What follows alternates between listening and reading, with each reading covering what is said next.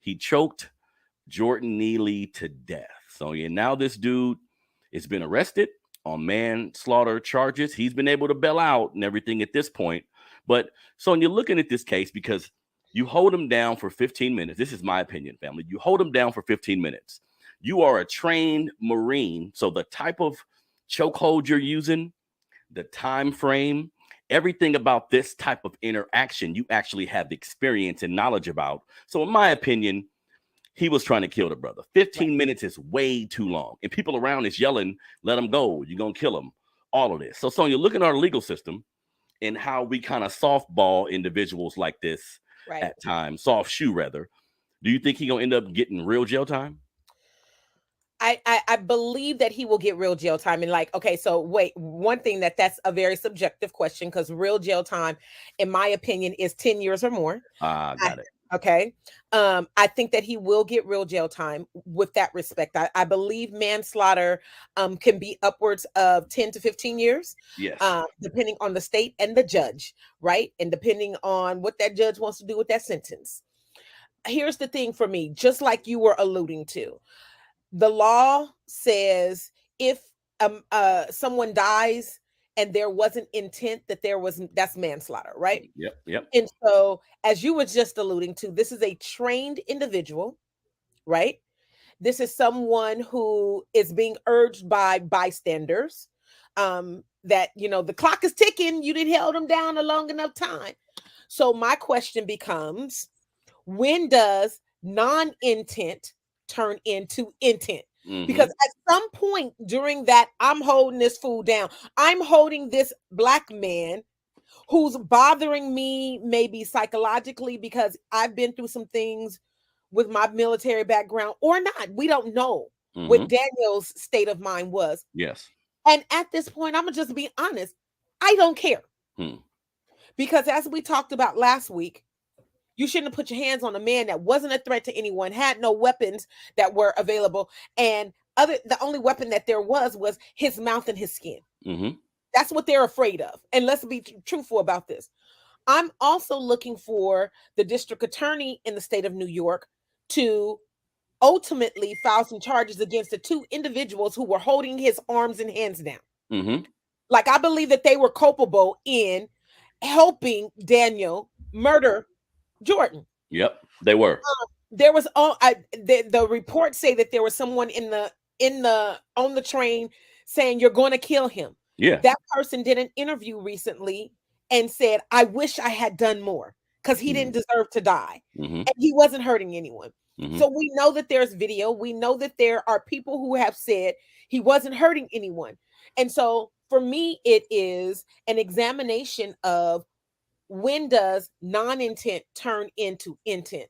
Like, does the heat of the moment take precedent over the fact that time is ticking and I didn't held this person down? And granted, again, time is subjective as well, right? In the heat of the moment, I might not know that amount of time has elapsed. Very true. But you are a trained military person. and I'm going to default back to that time and time again. Jordan should be alive. There are no excuses that can be made for Daniel. And I am looking for the folks in New York to just stand up and say, this is a crime against humanity. The other thing that I'm also looking for, I was having a conversation with one of my sister friends who does a lot of this work in protecting us in the workplace, right? I think that we should be, as Black folks, we are now approximately 12 to 15% of the national population. I think that because there are so many different targets on our backs, that we should be treated like they treat endangered species. And so it's a crime. It's a crime to hurt us in a way, to kill us in a way. And I think that legislation, especially in these democratic states, Harrison, we have to put some pressure on these elected officials to craft intentional, responsible laws that protect Black bodies. And I'm not just, because we know that there are laws that if someone was there during in the commission of a crime and a murder took place, you're going down for murder too. Yeah. When it's us, right? If it's That's a true. robbery and someone gets killed, Yep. all the robbers is going to jail, not just the one that pulled the trigger. Yeah, yeah. They when it comes to black folks, they create all in laws. So All in. gang All y'all enhancement, the enhancement laws, all of this shit was designed to get black bodies off the street. Because if you do a crime with your friends, they giving you a different charge for everything you guys right. did in that day, and they gonna base it. So if they know you in a gang, if they know you got a gang tattoo, they know your gang name, they gonna add more charges or more time, excuse me, onto what happened based on that. So that's the thing, man, because this Daniel Penny guy, look, I would love to give white people the benefit of the doubt I when can't. I see them harm us, but it can't happen now. Like, I have to assume you was on some nefarious shit, then I'll walk that back after I see what was going on. You know what I mean? Right. Because Right. this guy, we got to keep it real. Being black in America, a lot of people that are white in our country feel like if I hurt somebody black, it won't be that bad. I mean, who cares about these motherfuckers anyway? Right. Let's keep it real. That's a lot of the sentiment. And this dude was able to bail out. He's out on bail. I mean, I think they're going to make it difficult to prove Yeah. his intent when, if I was the DA or the prosecutor, whoever's going to be trying this man, you need to dig into his past. His experience, to me, shows the intent. He know that because look, being in the Marines, the shit they learned, they know chokeholds to kill you. They can put you in a chokehold that'll kill your ass, and you know, and they know how long it takes to do that. They know how long it takes to do that. So and here's the other thing that I think that is important for us to examine is the fact that they didn't arrest this man from the gate. Had it been us, we would have been underneath the jail from the gate. Number two, he was able to lawyer up. And in getting a lawyer, when you have the privilege of getting your own attorney, you know that the legal system is going to work and maneuver a little bit different for you.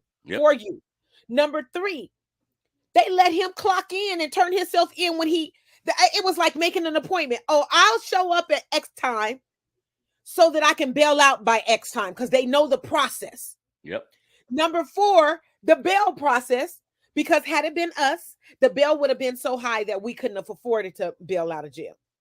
Now, we do know in these instances, when it comes to these white vigilantes, those people who come out the woodwork and want to support, right, and allow for racist policies and procedures just to keep going forward, they come in droves making donations for individuals like a Daniel.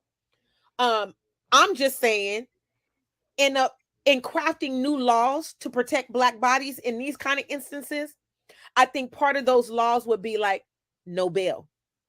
No bail. Sit your ass in jail. Yeah. And let's figure out how we are going to address this situation. Because at the end of the day, we're not talking about someone who was violent. And for the life of me, I cannot. Here's the thing, people. We have to get this notion out of our mind.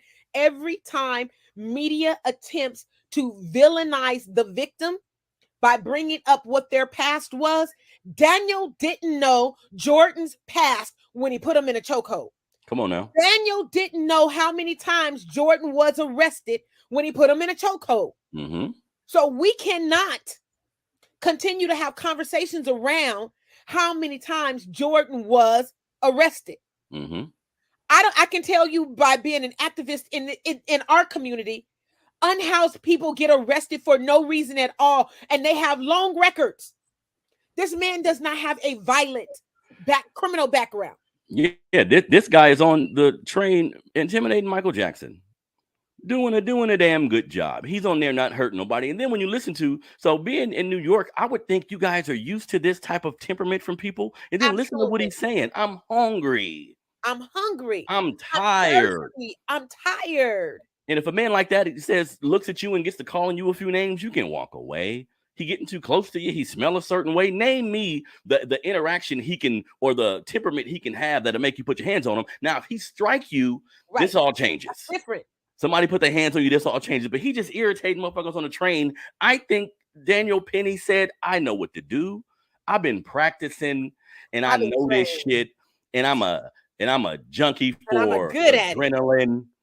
Let me see what I can do, because his face was null and void. Like, his face didn't show no goddamn sign of nothing. At all. A complete ghost. And then his homeboys was holding him down. When I